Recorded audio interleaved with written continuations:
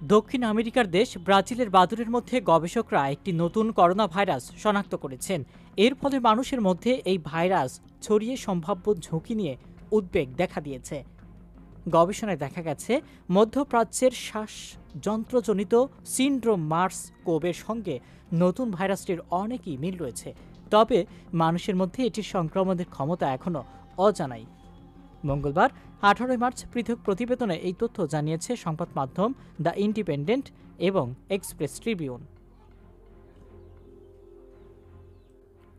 Journal of Medical ভাইরোলজিতে প্রকাশিত গবেষণাটি হংকং বিশ্ববিদ্যালয়ের সহযোগিতায় সাং পাউলো এবং সিরিয়ার বিজ্ঞানীরা পরিচালনা করেছেন।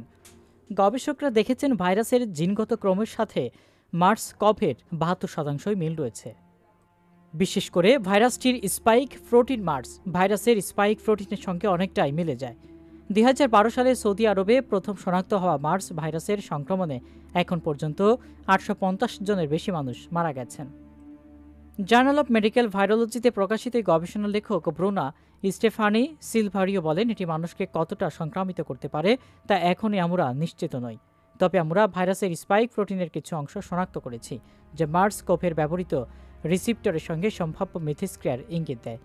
আরও গবেষণায় চালানো হচ্ছে। আমরা চলতি বছরে হংকংয়ে পরীক্ষা নিরীক্ষা চালানোর পরিকল্পনা করেছি।